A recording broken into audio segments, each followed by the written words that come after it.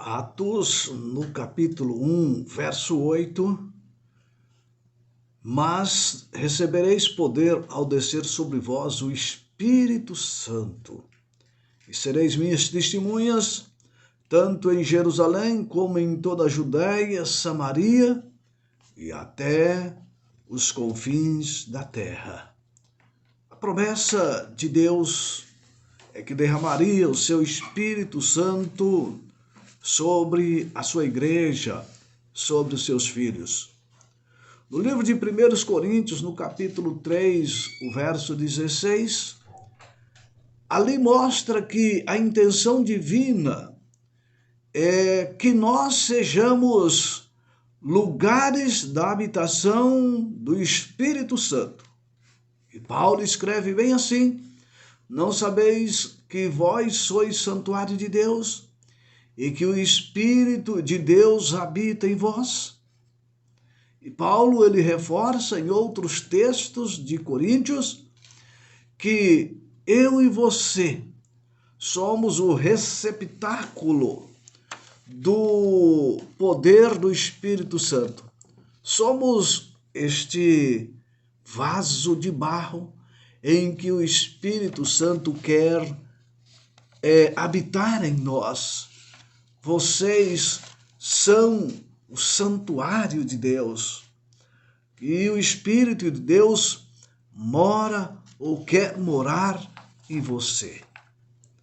Portanto, meus amados, esse nosso corpo, este templo, ele deve ser zelado, deve ser amado, deve ser cuidado por mim e por você, para que o Espírito Santo possa habitar em mim e em você. Sabemos que o pecado de Adão e Eva separou-nos de Deus. Isaías diz que criou-se um abismo entre nós e o nosso Deus. Mas, meus queridos, Deus, ele prometeu que habitaria no íntimo de cada indivíduo, quando esse indivíduo deixasse que o seu corpo fosse o santuário do Espírito Santo. Mesmo com o pecado, Deus está disposto, meus queridos, a habitar em mim e você, mesmo que nós não sejamos dignos da habitação do Senhor, do Espírito Santo do Senhor. É só nós permitirmos, ele habitará em nossas vidas.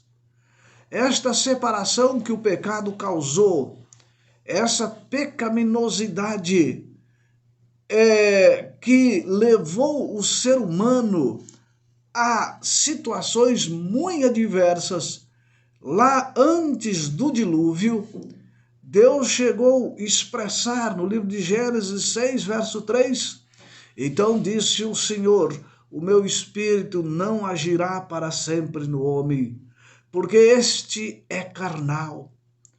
O meu espírito não agirá para sempre. Portanto, nós vemos ali que, mesmo no Antigo Testamento, mesmo lá logo após a criação, logo após o pecado, a ação do Espírito Santo, o meu espírito não agirá.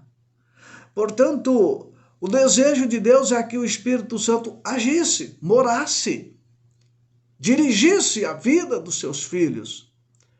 Mas, meus queridos, o pecado do homem, a carnalidade humana era tão grande que Deus chegou a dizer, olha, não é possível o meu espírito agir para sempre no homem, porque ele é carnal mesmo. Mas nós sempre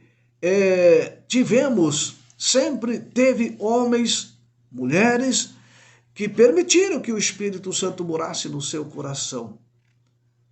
A Bíblia, ela dá exemplo de pessoas lá no Antigo Testamento. Às vezes, meus amados ouvintes, nós pensamos que o Espírito Santo só agiu no Novo Testamento. Lê do engano. O Espírito Santo sempre agiu. O Espírito Santo esteve lá na criação. E depois, na direção dos seus filhos, por exemplo, lá em Números 24, verso 2, levantando Balaão os olhos e vendo a Israel acampado segundo as suas tribos, veio sobre ele o Espírito de Deus. Perceba, o profeta de Deus, Balaão, claro que sabemos que depois Balaão, ele errou, ele fracassou, ele cometeu o seu deslize, mas o Espírito de Deus agindo em Balaão. Os profetas, eles profetizavam, meus queridos, pelo poder do Espírito Santo. Portanto, o Espírito Santo habilitava certos indivíduos, dando a eles capacidade para que desempenhassem tarefas especiais, como no caso de Balaão, tarefa de profeta. O Espírito Santo agindo em Balaão para a profecia. Um exemplo que nós estamos lendo de Balaão. Mas Moisés, mas Noé, mas todos os filhos de Deus que agiram pelo Espírito Santo de Deus. Vamos ver o livro de Juízes 6:34 que diz: então o Espírito do Senhor vestiu a Gideão, o qual tocou a rebate, e os abesitras se juntaram após dele. Veja, o Espírito do Senhor se apossará, ou melhor, revestiu a Gideão. Que Espírito do Senhor? O Espírito Santo estava lá com Gideão nas batalhas de Israel. Olha a ação do Espírito Santo em Balaão para a profecia. O Espírito do Senhor sobre Gideão em relação à guerra para vencer, porque se guerreava contra os filhos de Deus, e Deus agiu através do Espírito Santo, o Espírito Santo agiu na vida de Gideão, mas não para aí. 1 Samuel 10, verso 6 diz: o Espírito do Senhor se apossará de ti, e profetizarás com eles, e tu serás mudado em outro homem. O Espírito Santo agindo novamente para a profecia. Percebeu? E a Bíblia não para por aí. Por algumas vezes ele aparece nas pessoas, como o livro de Êxodo 31:2. Eis que chamei pelo nome de Bezalel, filho de Uri, filho de Ur, da tribo de Judá, e o enchi do Espírito de Deus, de habilidades, de inteligência e de conhecimento em todo artifício. Ora, isso aqui é em relação à construção do santuário, a construção do templo, a construção da primeira tenda da congregação. E para que aqueles homens construíssem a tenda, conforme Deus disse a Moisés: olha, Moisés, me faça um santuário para que eu habite no meio de vocês, e me faça conforme o modelo que te mostrarei ou te mostrei no monte. Deus age agora, envia o Espírito Santo sobre pessoas. E aqui ele agiu, o Espírito Santo agindo em Bezalel, filho de Uri, filho de Ur, da tribo de Judá. E o Espírito Santo encheu aquele homem de habilidades, de inteligência, de conhecimento em todo o artifício. Ora, a ação do Espírito Santo no ser humano, para fazer a obra de Deus, para trabalhar por Deus. Imagine aquele Bezalel, né? Fazendo ali as cortinas do templo, fazendo os ornamentos do templo, ali da tenda da congregação, fazendo cada tábua daquele templo, fazendo ali os objetos de ouro, de bronze, de prata que seria usado no templo. Olha, Deus agindo através do Espírito Santo para a obra artífice, de arte. Percebeu? Era necessário aquelas obras para o santuário? Sim, era necessário.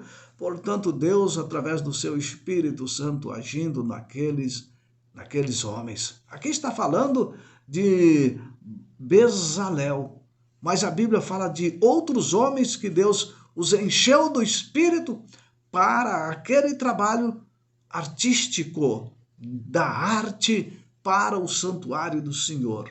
E aqui fala de habilidade, de inteligência e de conhecimento, a ação do Espírito Santo no ser humano. Portanto, o ser humano, quando é cheio do Espírito Santo, meus queridos, ele é hábil, é inteligente, ele tem conhecimento, porque o Espírito Santo age nele. É por isso que eu e você somos moradas do Espírito Santo. E aqueles que o Espírito Santo mora nele, eles são hábeis, são inteligentes, têm conhecimento, meus queridos. E mais, o profeta Isaías, no capítulo 6, verso 11, ou 63, verso 11, diz: então o povo se lembrou dos dias antigos, se lembrou de Moisés e disse: onde está aquele que fez subir do mar o pastor do seu rebanho? Onde está o que nele pôs o seu Espírito Santo? O povo se lembrou dos dias antigos, dos dias de Moisés, e disse: onde está aquele que nele pôs o seu Espírito? Portanto, Moisés agia pelo Espírito Santo de Deus. Deus colocou o Espírito Santo em Moisés, em Arão, para que eles dirigissem aquele povo. E aqui pergunta: onde está aquele que fez subir do mar o pastor do seu rebanho? Onde está aquele que nele pôs o seu Espírito? Olha o Espírito Santo trabalhando lá no Antigo Testamento, liderando Moisés para que Moisés liderasse o povo. Era a ação do Espírito Santo. Sem dúvida, meus amados ouvintes, os crentes genuínos sempre tiveram a consciência da presença do Espírito Santo. Mas a profecia indica que chegaria um tempo em que o Espírito Santo seria derramado sobre toda a carne, como diz o profeta Joel no capítulo 2, verso 28, e acontecerá depois que derramarei o meu Espírito sobre toda a carne. Vossos filhos e vossas filhas profetizarão, vossos velhos terão sonhos e vossos jovens terão visões. Chegará um momento em que o Espírito Santo, chegaria um momento em que o Espírito Santo seria derramado sobre toda a carne. Um tempo em que a manifestação do Espírito Santo seria muito mais notória. Fariam com que a humanidade ingressasse, vamos assim dizer, em uma nova era. Enquanto o mundo permanecesse, meus queridos, na mão do usurpador, o derramamento pleno, em plenitude do Espírito Santo, deveria ser aguardado. Isto mesmo, enquanto o inimigo dominava, fosse considerado o príncipe desse mundo, como o próprio Jesus disse: eis aí vem o príncipe desse mundo. Enquanto Satanás fosse considerado o príncipe desse mundo, a plenitude do Espírito Santo deveria ser aguardada. Antes que o Espírito pudesse estender-se sobre toda a carne, Cristo ele teria de levar a efeito o seu ministério terrestre. Ele deveria oferecer o seu sacrifício expiatório.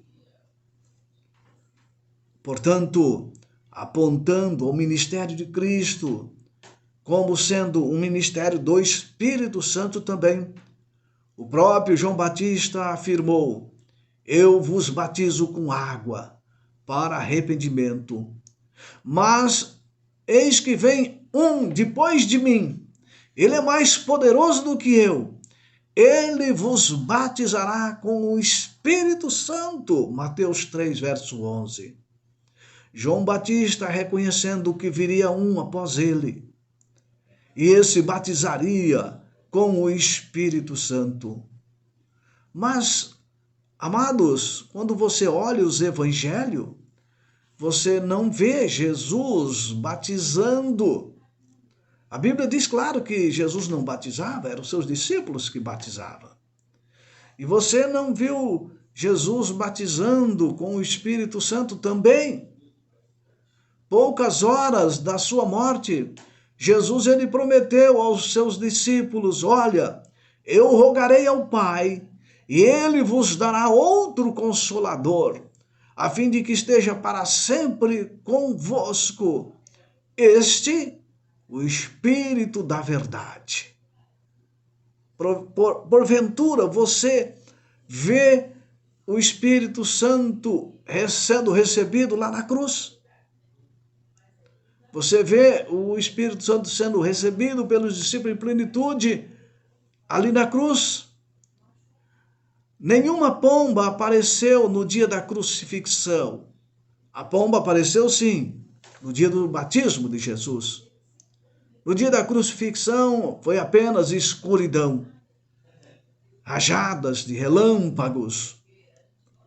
Não foi senão depois da ressurreição que Jesus, como diz João no capítulo 20, verso 22, e havendo dito isto, soprou sobre eles o Espírito Santo e diz: recebei o Espírito Santo.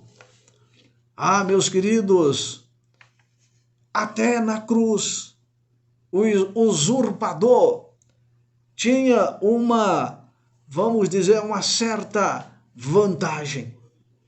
É um dizer meu. O inimigo parecia ter uma certa vantagem. Jesus até disse, o príncipe deste mundo. Mas na cruz do Calvário ele foi vencido, ele foi derrotado. Ele perdeu a batalha na cruz do Calvário. E ali, depois da ressurreição, Jesus encontra com os seus discípulos, assopra ou soprou sobre eles o Espírito Santo.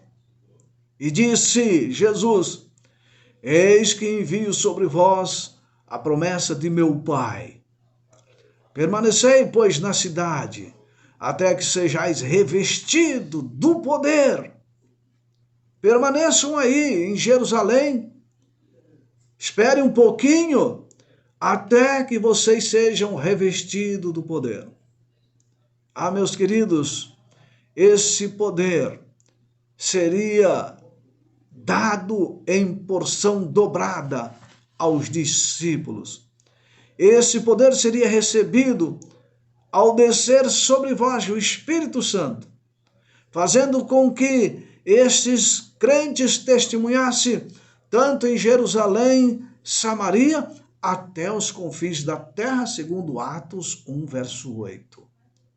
E João, ele chegou a escrever: o Espírito Santo até aquele momento não fora dado, porque Jesus ainda não havia sido glorificado. João 7, verso 39. O desejo de Deus era dar o Espírito Santo em plenitude aos seus discípulos, aos seus filhos. Mas, primeiramente, o Filho de Deus precisaria de ser glorificado. E Jesus, ele foi glorificado após a sua morte, após a sua ressurreição. Portanto, após morte e ressurreição, ele sobe ao Pai. Quando o Pai aceita o sacrifício do Filho, esse era o pré-requisito para o derramamento do Espírito Santo. o pai aceitar o sacrifício do filho, ele ser glorificado. E Jesus morreu. Na manhã de domingo, ele ressuscitou. Ele subiu ao céu. Ele apresentou-se diante do Pai. Sabe, meus queridos, e o Pai aceitou o sacrifício do Filho. O Filho foi glorificado. O Filho foi entronizado. A nova era irrompeu somente depois que o nosso vitorioso Salvador se assentou no trono celestial. Depois de ter sido exaltado à destra de Deus, como diz Paulo, ou melhor, Pedro, que diz lá em Atos 2, verso 33, exaltado, pois, à destra de Deus, tendo recebido do Pai a promessa do Espírito Santo, derramou isto que vedes e ouvis.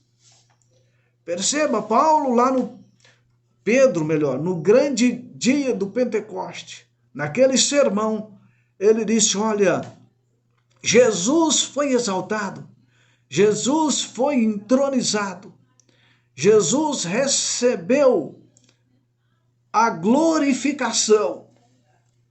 Sim, e agora, portanto, ele derramou o Espírito Santo que vocês estão vendo ser derramado sobre os discípulos ali no dia do Pentecoste.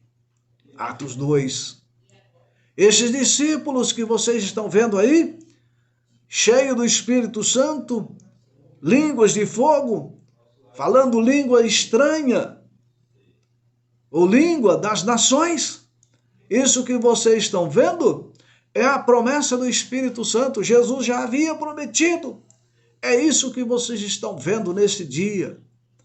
Sabe, meus queridos, os discípulos foram cheios do Espírito Santo.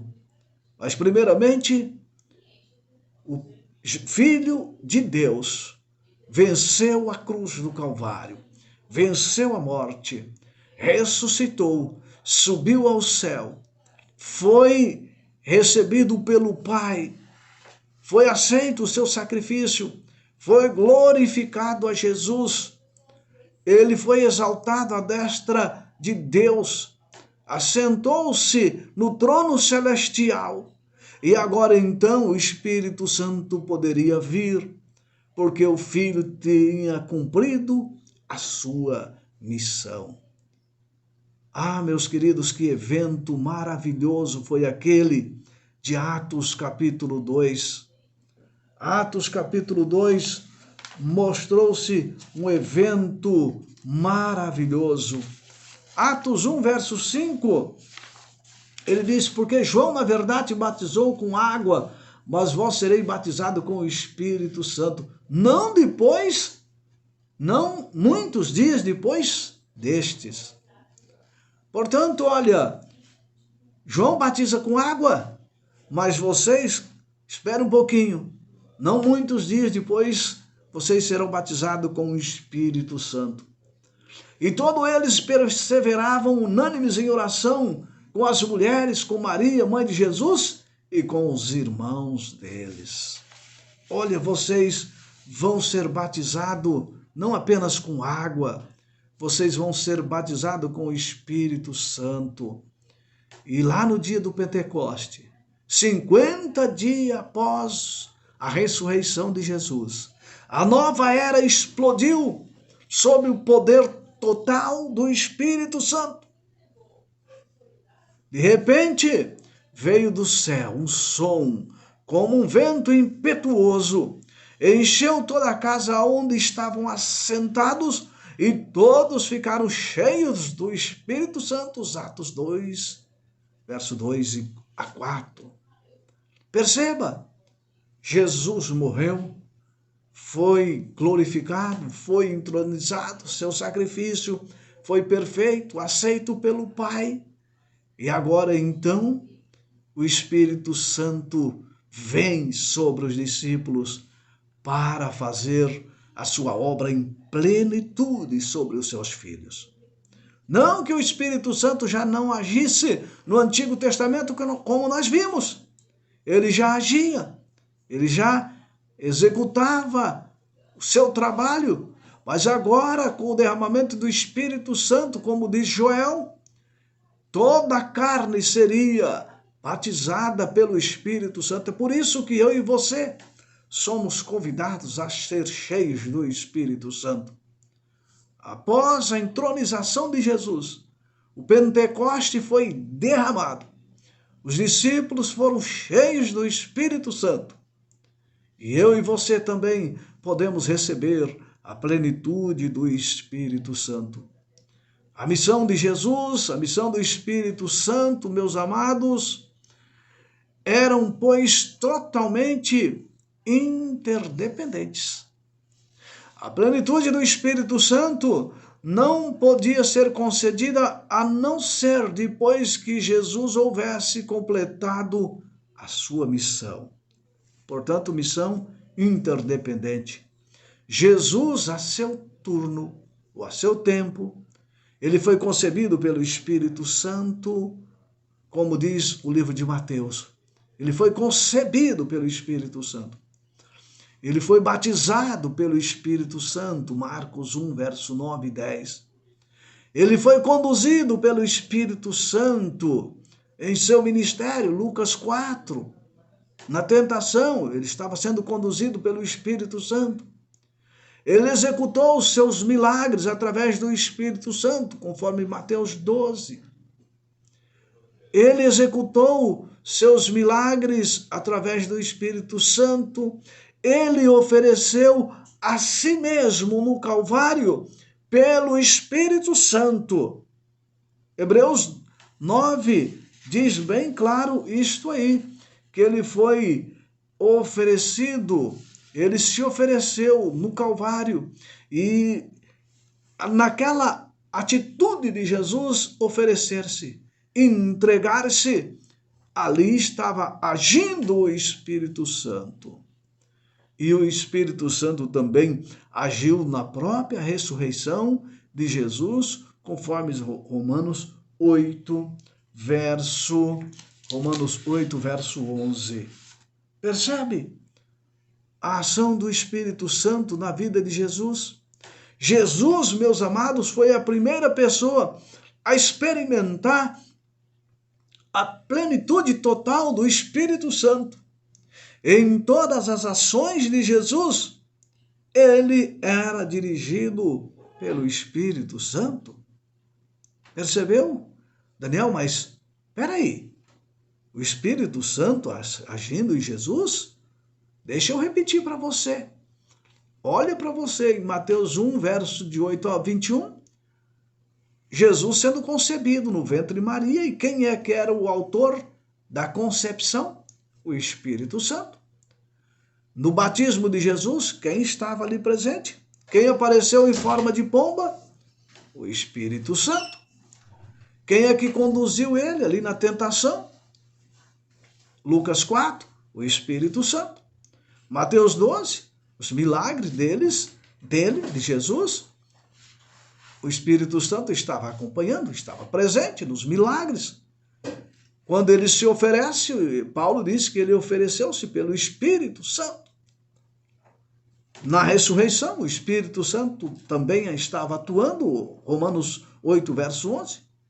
Portanto, Jesus foi a primeira pessoa a experimentar a plenitude completa do Espírito Santo. A estupenda verdade, meus queridos, é que o nosso Salvador, ele deseja derramar o seu Espírito Santo sobre aqueles que desejam ardentemente ser cheios deste Espírito Santo. O Espírito Santo quer atuar em mim e você. O Espírito Santo quer agir em mim e você como agiu no Pentecoste, no dia do Pentecoste, sobre aqueles discípulos. O Espírito Santo está pronto, meus queridos, a encher esse templo, que sou eu, que é você, esse templo sagrado, O Espírito Santo está pronto, meus queridos, para agir em plenitude na vida dos filhos de Deus. Darei eu oportunidade ao Espírito Santo, como deu Jesus oportunidade ao Espírito Santo. Jesus poderia ter rejeitado também a ação do Espírito Santo, mas não. Ele aceitou a plenitude do Espírito Santo na sua vida. Eu e você aceitaremos a plenitude do Espírito Santo. Receberemos o Pentecoste em nosso viver para cumprir a tarefa, a missão que Deus nos confiou. Que Deus possa estar abençoando a mim e você, abrindo nosso coração para ser cheios da plenitude do Espírito Santo. Amém? Oramos? Vamos orar, Pai querido? Graças te damos, Senhor, porque o Espírito Santo está pronto para agir em nós. Está pronto para em nós ser derramado, sermos enchidos, recebermos esta plenitude para testemunhar, para glorificar o teu nome. Derrame sobre nós, ó Pai, porção dobrada do teu poder. Transforme cada dia o nosso coração. Que sejamos filhos do Senhor pela tua graça e misericórdia. Que o teu Santo Espírito nos convença, ó Pai, do pecado, da justiça e do juízo. Oramos no nome de nosso Senhor e Salvador Jesus Cristo. Amém? E amém. Meus queridos, desejo a você um bom final de semana. Espero você no próximo programa, se assim Deus nos permitir. E até lá.